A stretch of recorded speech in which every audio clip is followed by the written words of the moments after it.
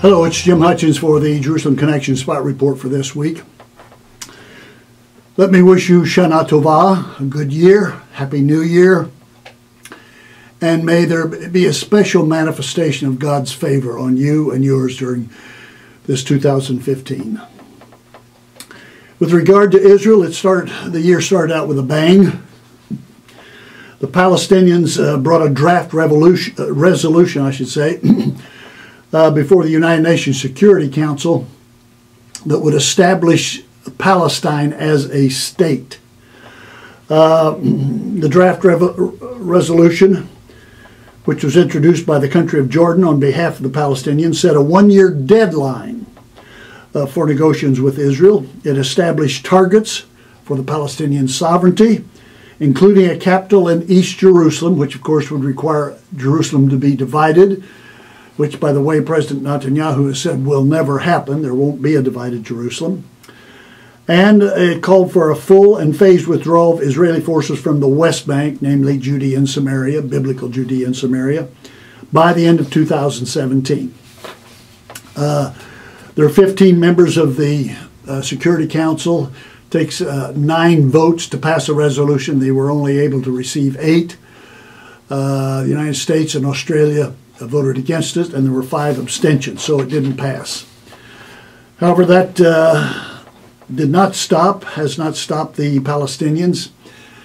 They threatened to do this if the resolution was rejected in the UN, and that was to take their appeal to the International Criminal Court in The Hague, in which Israel would be tried for war crimes, namely the occupation of what the Palestinians call their Palestine.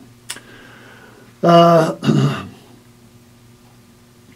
Minister Netanyahu has responded to this by saying the Palestinian Authority is not a country, but rather a group allied with a terrorist organization. For that reason, its appeal to the International Criminal Court should be rejected out of hand.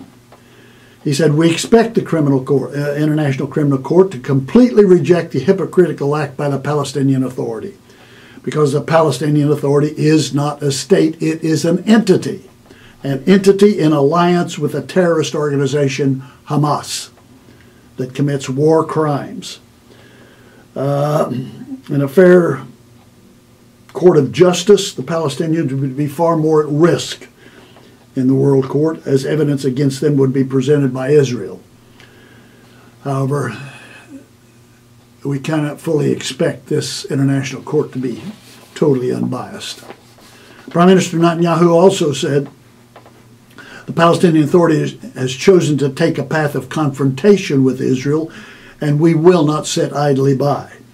IDF, Israel Defense Force soldiers, will continue to defend Israel with determination and strength, and as they defend us, we will defend them with the same determination and with the same strength. Those who should face justice,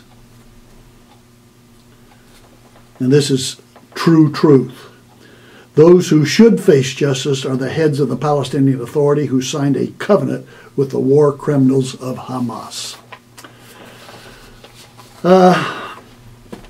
Silent in this whole discussion is and will be what God has declared with regard to the Jews and the land.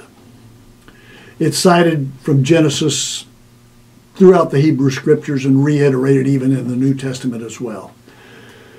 I want to read just a passage from Jeremiah chapter 32, verses 40 and 41. This clearly states it.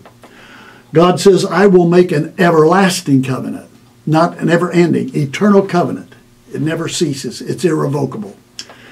"I will make an everlasting covenant with them. I will never stop doing good to them. I will inspire them to fear me so that they will not turn away from me. I will rejoice in doing them good. And listen to this, I will most assuredly plant them in this land with all my heart and soul." May I say to you that the Jews are in the land and they will remain in the land because the heart and soul of God has decreed it to be a fact, an eternal fact. The heart and soul of God is behind this, and it will not be denied. I will most assuredly plant them in this land with all my heart and soul. You want to be in keeping, in sync with the heart and soul of God? Then support Israel's being in the land. Till next week, Od Ki Yavo Shiloh, or until Messiah comes, Yivareka Yahweh. Yahweh bless you. Yahweh bless yours.